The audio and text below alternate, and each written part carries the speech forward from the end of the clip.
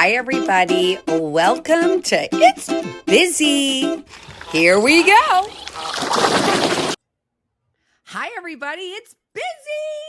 Thanks for listening and stopping in today. And I have a fabulous guest for episode 574, Jeff Grant.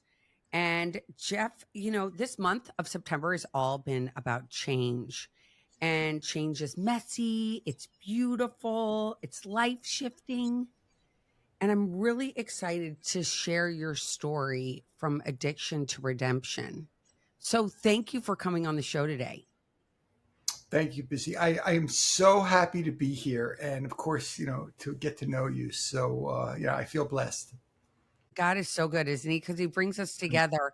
And I've met Jeff in real life, and I can't wait to hear his story from prison to ministry. From lawyer to prison to minister to lawyer again. Let's get into the nuts and bolts of this. Tell us what happened and what your journey's been like. I was a successful New York lawyer, and I got hurt in a sports injury. I ruptured my Achilles tendon, and then for 10 years after that, so from 1992 basically to 2002, I did prescription opioids every day. I was prescribed them by friends who were doctors. And at first, I loved it. It was great to feel high, but it was very debilitating over time. And it just kind of crushed my ability to show up, to be a good lawyer, to be a good husband, to be a good father. I eventually started to make mistakes and not be able to show up at all. Some of those mistakes were criminal. I resigned my law license in 1992 rather than go through a disbarment proceeding. That night, I got my last prescription of opioids and went home that night. And instead of taking 2 or 3 of the pills, I took 40 of them. And woke up the next morning in a pool of vomit on the floor. And a couple of days later, I was, through in rehab. And that's the first part of the story in which I was brought to my knees. I'm pretty sure I was trying to self-sabotage to get out of that life, which was a life of drugs, but also a life of huge stress as a lawyer and trying to make it in the world. And I entered a world of recovery. And Wow. so that was 23 years ago. And from the day of I entered rehab, I never drank or drugged again. Which is a blessing. And I've gone to many, many AA meetings, over 13,000 of them. About 20 months into sobriety, I got a phone call from a special agent who told me there was a warrant out for my arrest. I hired a lawyer, went down to federal courthouse in Manhattan, got arraigned, handcuffed for the first time in my life, brought down into a holding cell, got arraigned later that afternoon, and then spent the next 2 years going to AA meetings and waiting to get sentenced. During that time, my ex-wife kicked me out. I met a new woman in AA, which probably isn't surprising. For those of you who do go to AA, those type of things do happen. And we fell in love, even though I was not a good prospect, Bizzy. You know that. I mean, I was on my way to prison and I didn't have a job and I had no money. But something clicked. And we are married now. So Lynn and I are married for 16 years. And I went to prison in 2006 for 13 months. And came out of prison. I'm giving you the cliff notes here. I want to say to you, like, for one, as I mentioned earlier, this whole month is about change. Your first wife had no idea especially back then. I mean, now in 2025, so much more has been opened up and the Yeah, lights have been turned on. yeah. But back then, to think your husband's like taking medication and he's abusing it is like kind of unheard of back then. Wouldn't you agree? And especially opiates. Nobody knew.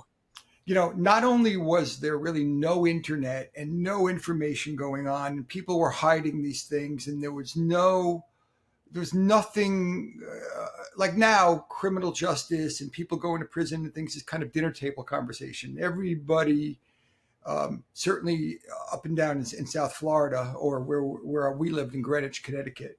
Um, Now it's just everybody knows somebody who's been prosecuted for white collar crime, it seems, but back then not.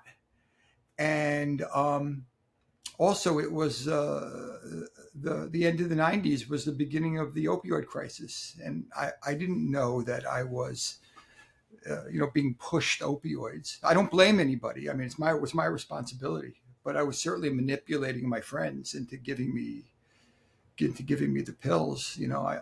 I would have done anything for them, and I did. Um, and Although it really should have been obvious to almost anybody that I looked different, I sounded different, my demeanor was different. I looked like a drug addict. Right. I had gained 50 or 60 pounds. Wow. My pallor was gray. I looked sick. Oh my Um, gosh. but I don't know. It just uh, if people said things to me, I'm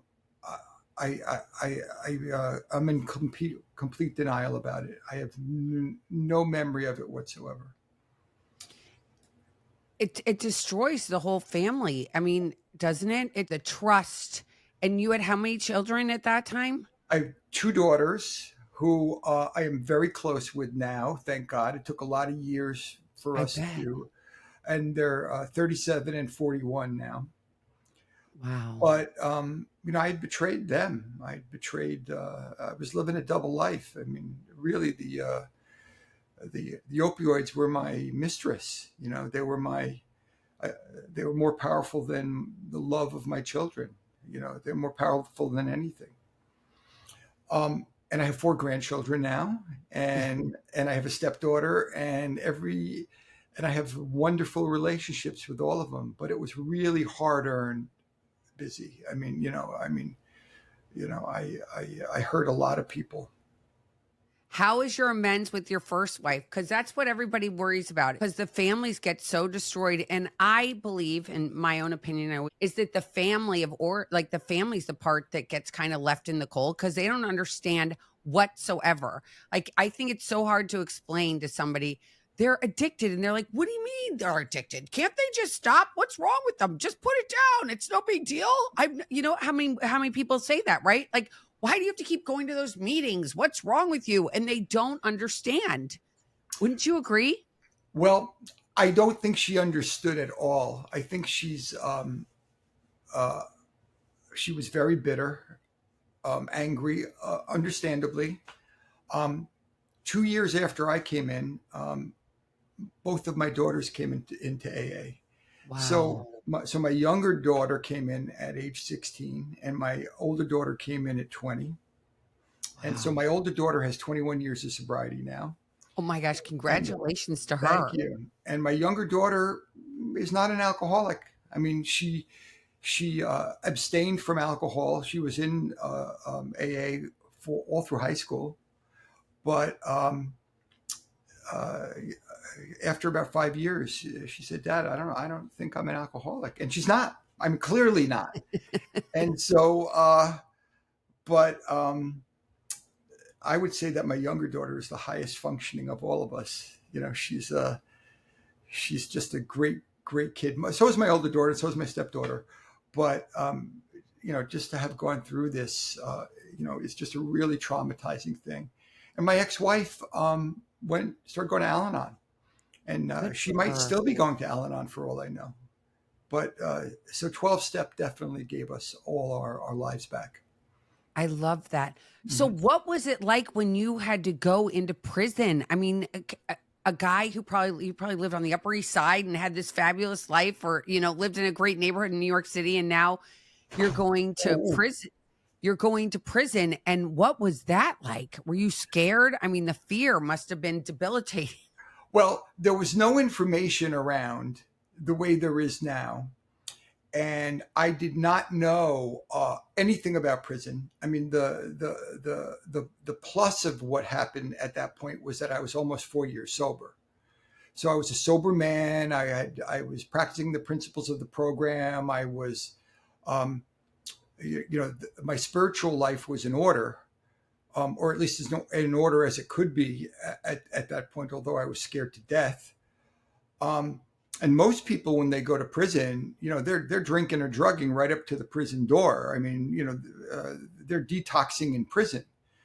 But I was a sober guy. I did not go to a camp like you see these white collar guys go to camp. They go to Club Fed or whatever, which doesn't exist, by the way. But it's just people think it's super easy to go to one of those camps. I did not. I went to real prison with bars and controlled movements and guard dogs and fences and the whole thing. That's where I went. But it was a federal prison out in Pennsylvania, and it was hard. It was a little frightening, at least for a while. Um, but the truth is that I had a lot to learn about life. I had grown up in a privileged suburb in New York, and I learned things that I would have learned otherwise. I learned about the human condition and empathy and compassion, and I was in there with gang members from Baltimore and people who were living lives and who had lives of uh, impoverished and who lived in the inner city, where unfortunately prison and criminal justice issues are kind of an embodied part of that life. And I just developed this deeper faith and this understanding that of what my calling was for service. And so would I want to go again? No. But do I appreciate the fact that God gave me a gift that I could either take advantage of or not? And I think I took full advantage of it. Well, do you believe that isn't it 80% or 85% of the people that are in prison today are due to alcohol or drugs? I think alcohol, drugs, or mental illness. I think that if you look at what the social determinants of health actually are, there's just so much mental illness and so much childhood trauma, drugs and alcohol, um, that regardless if it's a white collar crime or an inner city crime, people are suffering, and there were not the proper interventions that led early enough in their lives. And then it led to maladaptive behavior. And sometimes that maladaptive behavior is criminal, and sometimes it's not, or sometimes it's criminal and people don't get caught. But it's an epidemic, unfortunately. And so I think the answer is yeah. I think that with proper mental health and drug and alcohol interventions, the prisons would be pretty much empty. I see that all the time, and I just had on Dave Ehrenberg, the previous DA of Palm Beach County, and we were Yeah, talking about the Florida Shuffle and how people are being shuffled into treatment centers that might not even have drug and alcohol problems, but they're mentally ill, so they have nowhere else to go but to go to rehab centers, and it's just the whole thing is it's a mess. there There's no is other no word for there it. there is no mental health safety net left in this country at all. And there's and the drug and alcohol safety net, frankly, is precarious. I mean, it's that there's a lot of charlatans out there, and there's a lot of Mhm. people just trying to make money and aren't necessarily delivering a product or the right product. So you got to be careful. One of the reasons I love AA is, for $1 a day in a basket, if you show up and live a right life and basically do Buddhist principles of right life, right attitude, right living, right everything, um, you can climb your way back into sobriety and a second life, which is what happened for me. But there was a huge faith journey that I had to go through, or that I did go through willingly, that I wanted to go through, and that was all part of this. And I want to so I want to touch on that. So you were raised Jewish I am. and I'm Jewish. you're Jewish. I'm full right of return to Israel Jew. Yeah. I love that. I love that. You know, I'm half Jewish for you guys that Hmm. are listening. And so you were raised with Judaism, and did you have a bar mitzvah and all of that? I had a bar mitzvah. My daughters had bat mitzvahs. I went to 7 years of Hebrew school. I went to Jewish summer camp. The full thing. And what changed that made you decide to go to the seminary? Well, I went to Union Theological Seminary, it's a Christian seminary, but it's the most progressive liberal seminary in the country. Certainly major seminary. So I went to school with kids who were half my age, because I was in my 50s when I went to seminary. And they were all kind of Bible toting, raised, going to Bible school, and they were living all kinds of different lifestyles. Because in a progressive seminary, you get people who are gay and trans and feminists and womenists, and I was a one percenter. I was a white collar criminal who'd gone to seminary, and believe me, they looked at me like I had three heads. They didn't know what to make of me. Um, but there was common ground, because almost everyone there, felt somehow detached from life, or somehow that minimized in some ways. A lot of people who go to seminary are there because they're hurt. Not everybody who goes to seminary is planning on being a parish minister. There's a lot of advocacy, and there's a lot of ministry. For example, we founded a ministry to support people who are prosecuted for white collar crimes in their families. But at the time I went to seminary, that was like this little idea in the back of my head. I didn't really know what I was going to do. But as part of my faith journey, I embraced Christianity. And I didn't know that was going to happen, really. But another thing in seminary that happened was that I learned more about being a Jew. I learned the real history. I had to study the Old Testament and the New Testament, and I learned biblical Hebrew. And I learned things that I never learned in my early Jewish studies. But I embraced Christianity as well. So I call myself a double belonger. So I'm not a Jew for Jesus. I'm not, I am, I call myself, I didn't invent that term, by the way. I think Paul I know. Knitter might have invented that term. And I'm comfortable with it. So for Lynn Springer, my wife, and we would go to temple on Friday nights, and we would go to church on Sunday mornings. And we did that for years. And to this day, I'm comfortable I'm as comfortable in a temple as I am in a church, and I just love that. And between temple and church and AA meetings, I'm doing, and we'll get up to the part of the story where we founded a white collar support group. But with that as well, I'm engaged in some spiritual moment, a large part of the day.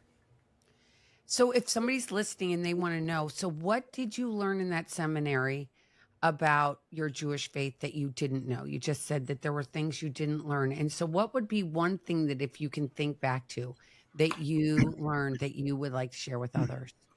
That's what a great question. Here's what I learned about religion in general, and then I'll apply it.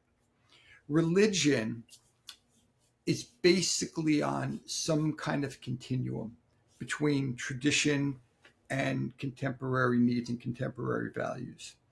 And that line is always moving. I mean, you see even in your church, for example, you see there's people pulling for tradition, and there's people pulling to come into the 21st century. But that's true over millennia. That's true over long periods of time as well. And what I found out about Judaism was that it's very it's very, I don't want to say mired, but I want to say that it's based in tradition. And even the Hebrew Bible is basically, they call it the law, right? Right. And I think tradition is great, and I love tradition. But I was at a point in my life where I needed I needed forgiveness. I needed a second chance, and to do that, um, philosophically, theologically, I found myself needing a uh, uh, a religion and a theology of forgiveness and of second chances. And so the basic roots of resurrection and being given a second chance resonated with me at a time in my life where I needed that message, and I needed to inhabit my life. So I learned a lot about being a Jew and the tradition and the history of it, and then how the Judeo-Christian religion kind of fed into um, you know um, the first 28 generations, from the Hebrew Bible right into the birth of Christ, and then beyond. And um, and then, of course, the story of Saint Paul just resonated with me as with his conversion. And then, as I set out to become a faith leader with a flock of people who had all needed second chances. So it was all in there. And I can tell you that my faith journey and my ministry journey, while they kind of cross back and forth over each other like a double helix, they're not identical, because I could have had a faith journey without deciding to be, have a profession in it. But I felt called to help people who were misunderstood and were underserved, and that's when we founded the ministry to support people prosecuted for white collar crimes and their families. I believe there's so many people that need second chances today. Mm. Like everybody, there's no one that is infallible, right? Lawyers, doctors, everybody. And I don't know when society put all these people, and again, I'm like using my hands if you guys aren't watching this and you're just listening, but they put like doctors and lawyers up on this higher plane because of their education, but they're Yep. also fallible. Like God is the only person that is infallible, and he's not walking around right now that we know of, right? Jesus Christ, Yes. unfortunately, died on the I would cross, right? imagine that's true. Yeah. Mhm. So Um, getting to a place of forgiveness, which I think is so hard, personally speaking, to forgive. It is so hard to forgive. It is our and ego, right? and self forgiveness. I mean, that's they go hand in hand. And um, I I think that's why the Bible was written. I mean, I think it was written for two reasons. It was written, one, to teach us the lessons to ensure the survival of the species. I mean, back then we didn't have YouTube. I mean, this is the way people communicated and passed the lessons on to each other, was through the Bible and through Bible studies. And then the second reason is to let us know we're not crazy, that you're not the only one who feels this way. Everybody feels this way, but we don't have to live in isolation. We can live in community and actually share and help one another and grow together. So what great messages, especially for people who we live so long now that it's impossible not to live two lives. Right. It's impossible. Back when people lived till 30 years old. I mean, maybe not, but now through the magic of science or whatever, and people are living to 90 years old. How could you not live 2 or 3 lives? I'm going to be speaking on October 9th at Bethesda by the Sea, and so that's a real South Florida event. Okay, so you had this idea. Were you in prison when you thought about starting this No, support group? So were you in the no, seminary when it happened? no. Tell us about what happened and how this came about, your support group. So what happened is after seminary, I was working in the inner city at a church in Bridgeport, Connecticut, but we were living in Greenwich, Connecticut, and I would for the 10 years that my first 10 years in AA, anybody who came through Greenwich AA who had a criminal justice issue, was heading to prison, they would all say, "Go see Prison Jeff. He'll help you through." That was my AA nickname, Prison Jeff. And but I was working as a minister in Bridgeport with inner city people at a very, very poor church, and I was blogging about it. This was early blogging. And I Okay. was blogging about how different it was. My life was like living in Greenwich amongst the wealthy people, but working with the poorest people. And those two towns were only 20 miles apart. And a reporter from a hedge fund magazine read my blog, and he called me up and he said to me, "Are you the minister to hedge funders?" And I said, "Well, I'm a minister in Bridgeport, and I work with hedge funders in AA in Greenwich, but those two concepts really have never come together." And we made an appointment to have an interview. And I ran into the kitchen and I said to Lynn, I think our big idea has come to start a ministry to support people prosecuted for white collar crimes and their families. And she was on board because she had gone through all this all alone, and without any support whatsoever. And we went to the biggest church in Greenwich, Episcopal Church in Greenwich, Christ Church, and I spoke to the rector there, and I said, "I got this wacky idea," and through the next year or so, Lynn and I traveled all up and down the East Coast, guest preaching and talking at conferences and everything else. And the church made us an outreach ministry, and we launched. And a couple of years later, we started a white collar support group that met online, a precursor to Zoom. We had 4 people at our first meeting, and we had no idea if anybody would actually attend an online ministry support group. Of course, that seems silly now, but at the time, not so much.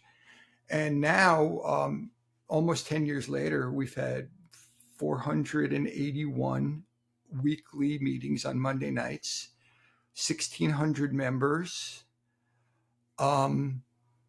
We growing very, very fast. And a lot of reasons for that are mostly because of people like you who give me a chance to be able to, spread the word and let people know. Not only people who are watching who have white collar criminal justice issues, but the family members of and the friends of, and all say, "Listen, there's a place you can go where you're not going to be judged, and where you can get good hard information, but also emotional and spiritual support." And basically, that's my love. That's my calling. And there's a lot of things around it. Like we do initiatives, and we're doing a conference on October 11th online. And so through that, I can't remember how many years ago now, probably 8 years ago or so, I realized that people needed spiritual support and they needed emotional support, but they also needed a lawyer that they can trust, because it's hard to find a good lawyer, and it's hard to find a trustworthy lawyer. And so I put my application in to get reinstated to the bar, and that took a few years. And but my reinstatement was approved by the New York Supreme Court. And so I'm a lawyer again. And so I'm a white collar lawyer and a white collar minister and a card carrying member of AA. And I'm living a life beyond my wildest dreams. I love that. So tell Mhm. me this, with people that have committed white collar crimes, now this is going to be presumptuous of me to say this. Is it hard for them to say, I surrender and I realize I've done something wrong and are willing to let God in? Because I would imagine for all of us, it's God brings us to our knees sometimes just to get us to go, please help. And getting there is so hard, especially if you're all the way up here and then you're brought down. It's the hardest thing in the world. But what other choice do they have? I mean, it's not like the world is going to be open to them, most of them anymore, very few of them anymore. Um, I would say that most people who are going through criminal justice issues, the reason why they're suffering is because they can't get into acceptance Mm. that their old world is over, and that the minute they were touched by the criminal justice system, the FBI, the FBI comes and breaks your door down. I mean, it's not like it's not subtle, right? But the minute you are touched by the criminal justice system, your old world is over, and you've entered a new community, and you can embrace it or not. And it takes people different amounts of time, but the longer it takes to get into acceptance of that, the longer that they will suffer. And part of the problem is that one is, like, as you said, most of them have been successful and have fallen from great heights. And also that there are people out there that will make promises to you that your pain is going to go away quickly. And that's not true. They'll pay a lot of money too, to lawyers, to other people. Bless you. Excuse me. And um, there's no quick fix here. You know, not only are there the legal problems, but we have to change. We have to actually embrace a new way of life. And that's not easy. So I think it's true that people who go through this type of life altering experience are living two lives. And I can understand why a hedge fund manager who's making a lot of money has a problem accepting the fact that in his second life, for example, he's going to be, say, a drug counselor, making a lot less money and living a different type of life. I can understand how hard that is to accept, but believe me, Bizzy, if you were a drug counselor in your first half of life and then became a hedge fund manager, you wouldn't have such a problem accepting. So, Right. so it's true. I mean, I'm living a completely separate life, and I wouldn't trade it for the world. I needed my first life to end. It was killing me. It was killing my family. And now this is the life I've been given, and I want to be alert and awake and involved in every minute of it. So that's the gift. I love that when we're brought to our knees, as hard as it is and as humbling it is. And Mhm. I remember when I came into the 12-step rooms and I was like, what does humble mean? Like, I know what it feels like to feel humiliated, Mhm. but to be really truly humbled to something, it's courageous at the Mhm. end of the day. Wouldn't you think? Well, at least one definition of humility was when I was in prison, there was a religious studies class, or kind of a comparative religion class, and it was made up of people. You know, in the prison I went to, there were only 5 white collar guys. Everyone else there were either violent criminals or drug dealers. So I mean, there were. It wasn't like there was this huge amount of um, of highly educated people. A lot of smart people, but not highly educated people. And so, where I was in this religion class, and the person teaching the class said, uh, why were Jesus and Moses the most humble people who ever lived? Mm. And I couldn't answer the question. I had no idea why. And believe me, no one in the class could answer the question. There were probably 30 or 40 of us in the class. And here was their answer. And they said, of all the miracles, of all the great things that Jesus and Moses did, they knew that they didn't do those miracles. It was God. And if I can walk around knowing that whatever good deeds I do, whoever I can help, whatever relationships I have, it's not me. I'm just a channel. I'm just someone who's being used by God to do these things. That is true humility, because it takes my ego out of it. How often can I do that? My ego's in there. It's in there. But every time I go into my ego, it kicks my butt. Oh, I agree with you. I agree with you. It just brings me to my knees. It's just like, okay, forget about it. I'm done. Just take it away from me. Tell me this. What is the structure of the meeting that you have online? It's very much like AA. I mean, we have an agenda, and we do the Serenity Prayer, and we have invite newcomers to share, and then we have resource sharing and announcements, and then someone does a topic lead every week. A different person does a topic lead, and sometimes those topics are very mechanical or very pragmatic, like how to actually do something. Like in a legal case, for example, we have guest speakers on sentencing, guest speakers on forfeiture, restitution, things like that.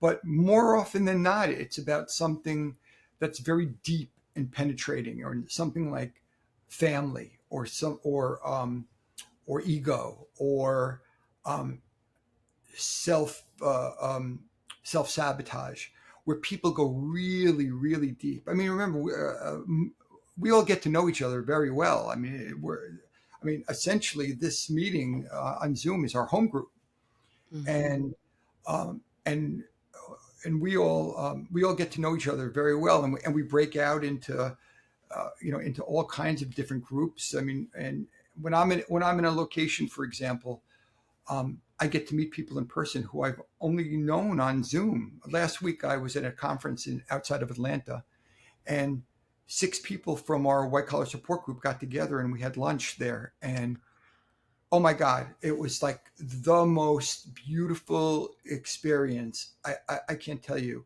because no one there. Well, maybe 1 or 2 people had met kind of on and off, but none of us had ever been in the same room together. And it was the greatest part of the 3 days I was away. I can't tell you. And then last night, because it's on Monday nights and we're taping on a Tuesday, last night we got to talk about it with everybody. That 6 of us got together, and everybody wants that. Like, oh my God, I've been living in isolation. I have nobody to talk to except my fellows on this call. And so I'll be in DC at a conference on the 17th and 18th of September. And we're already rallying the DC people. I've done it in LA. I've done it in New York. I've done it in Miami. But we all get that opportunity. It's a living, breathing thing that has just brought so much power and redemption into our community. It's just really beautiful. So how do people find out about your meetings? Where do they go? What do they Google? Or what is the website that they go to? Our website is prisonist.org. That's prisonist like feminist.org. And all the information is there, and it's not complicated. But basically, there's a form, and we'll get back in touch with you, and we'll invite you to a meeting.